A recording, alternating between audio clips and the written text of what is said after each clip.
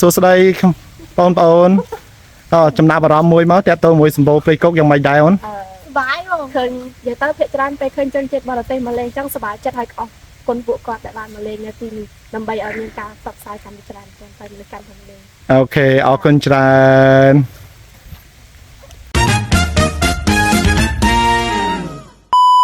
អរុនសួស្តីមិត្តភ័ក្តិទាំងអស់គ្នាថ្ងៃនេះខ្ញុំបានតារាបាននាំភ្ញៀវបរទេស13នាក់ដើម្បីទៅស្នាក់នៅតំបន់សហគមន៍សម្បូរព្រៃគុកនៅក្នុងទឹកដីនៅខេត្តកំពង់ផុងចង់ដឹងថាសកម្មភាពក៏ដូចជាការស្នាក់នៅក្នុង home stay នៅក្នុងសហគមន៍សម្បូរព្រៃគុកជាថ្មីខ្លះនោះបាទកុំភ្លេចជួយមើលវីដេអូនេះផង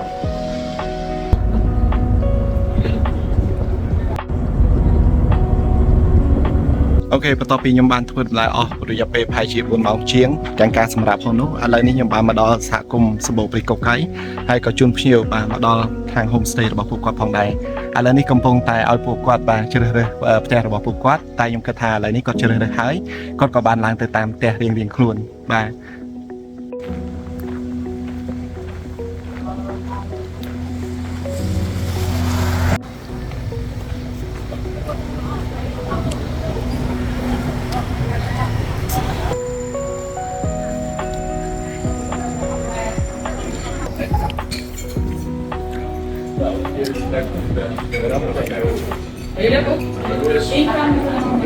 អូខេឥឡូវនេះខ្ញុំបានជូនភ្ញៀវរបស់យើងមកដល់បរិវេណ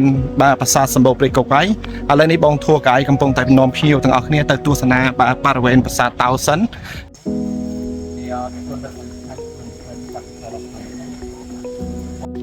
បន្ទាប់ពីបងធัวកាយក៏បានប្រាប់ព័ត៌មានទូទៅអំពីបរិវេណប្រាសាទសម្បូរព្រៃគុករួចរាល់ហើយទៅដល់ភ្ញៀវនោះឥឡូវនេះយើងចាប់ដើមទៅធ្វើការទស្សនាមុនគេនោះគឺប្រាសាទតោតែម្ដង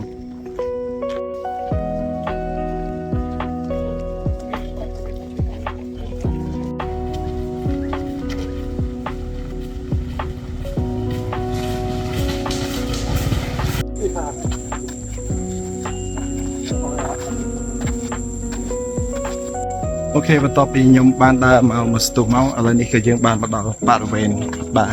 ប្រាសាទតោហើយដែលជាប្រាសាទមួយមានទីតាំងស្ថិតនៅក្នុងក្រុមប្រាសាទសម្បូរព្រៃគុកផងដែរ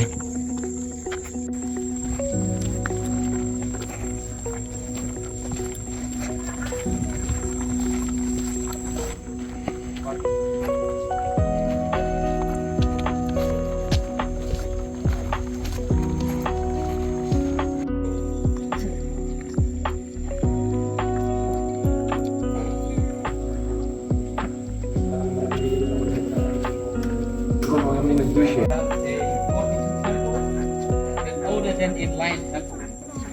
for the temple origin.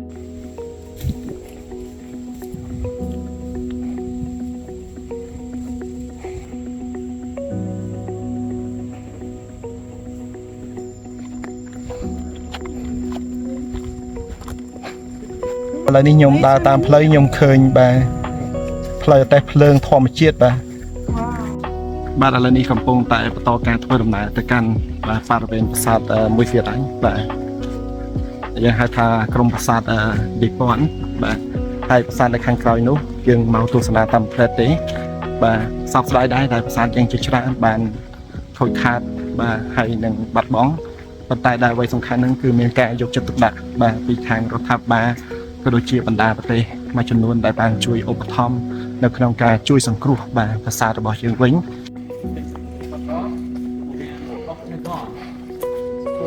When you go to Angkor Wat, the Angkor never not see up at all. Around Cambodia, all the Asian many temple by brick, but they were not happen.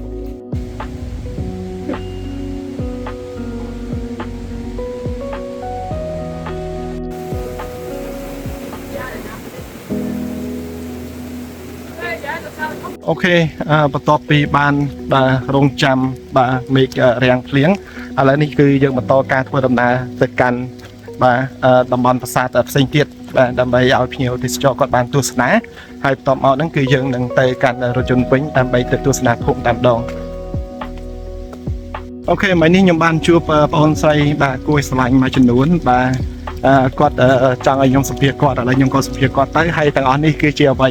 ដែលគាត់មានប្រសាសន៍នៅពេលដែលគាត់បានឃើញភ្ញៀវទេសចរអន្តរជាតិមកលេងកម្សាន្តនៅប្រាសាទសម្បូរព្រៃគុកមួយនេះ សប្បាយបងឃើញនិយាយទៅភាគច្រើនពេលឃើញជនជាតិបរទេសមកលេងចឹងសប្បាយចិត្តហើយអរគុណពួកគាត់ដែលបានមកលេងនៅទីនេះដើម្បីឲ្យមានការផ្សព្វផ្សាយកាន់តែច្រើនទៅនៅកម្មវិធី អូខេអរគុណច្រើនអូខេឥឡូវនេះគឺជាទស្សនវិជ្ជាដ៏ស្រស់ស្អាតបាទនារដូវវស្សានិងសម្រស់ធម្មជាតិដ៏ស្រស់ស្អាតបាទនៅក្នុងបរិវេណប្រាសាទសម្បូរព្រៃគុកឥឡូវនេះឃើញថាភ្ញៀវទេសចររបស់ខ្ញុំបានកំពុងតែដើរទៅខាងមុខដើម្បីទៅទស្សនាបាទក្រុមប្រាសាទសម្បូរជាមួយនឹងប្រាសាទជ្រៃមុននឹងយើងបន្តទៅកាន់រថយន្តឆ្ពោះដំណើរទៅកាន់បាទភូមិដើម្បីយើងទៅមើលការធ្វើនំបញ្ចុករបស់ប្រជាជននៅក្នុងភូមិបាទ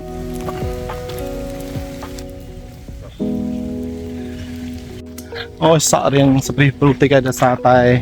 វាហប់ហងបាទភ្លៀងផងទៅជូតសក់អត់ទៅបានរៀបចំរាប់រយទេរៀបរយទេហើយណាមួយឥឡូវនេះដៃពងកាន់ដោយសារហេតុអីខ្ញុំយកបាទនេះមកដោយសារតែមុននឹងវាក្តៅពេកអញ្ចឹងខ្ញុំគិតថាយកទឹកមកខ្លះទៅយើងអាចជ្រលក់ជាមួយកសែងជាមួយអីចឹងទៅភ្ញៀវអាចមានអារម្មណ៍ថាត្រជាក់ខ្លះចឹងណាឥឡូវនេះខ្ញុំបានមកដល់ប្រាសាទមួយដែលជាបាទប្រាសាទដែលខ្ញុំស្រឡាញ់ជាងគេបាទនៅក្នុងបរិវេណប្រាសាទសម្បូរព្រៃគុកនេះបាទនោះគឺជាប្រាសាទជ្រៃ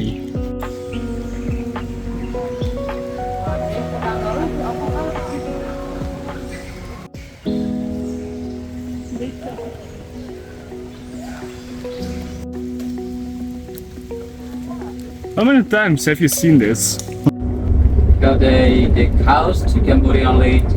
meat and protect for the អូខេឥឡូវនេះខ្ញុំបានជូនភ្ញៀវមកដល់ផ្សារនៅក្នុងតំបន់នេះហើយយើងក៏ជាផ្លូវហើយមានន័យថានេះជាផ្លូវទៅកាន់បាទកន្លែងគេធ្វើនំបញ្ចុកអូខេឥឡូវនេះខ្ញុំបានជូនភ្ញៀវមកដល់កន្លែងគេធ្វើនំបញ្ចុកហើយបាទមកលើកនេះអមែនតើបាទអ៊ំគាត់ឲ្យធ្វើនំបញ្ចុកតែម្ដងបាទនេះគឺជាសកម្មភាពដែលភ្ញៀវគាត់កំពុងតែចាប់អារម្មណ៍ទាក់ទងជាមួយនឹងការធ្វើនំបញ្ចុកបាទប៉ុន្តែអ្នកមីងគាត់បានធ្វើនំបញ្ចុកហើយ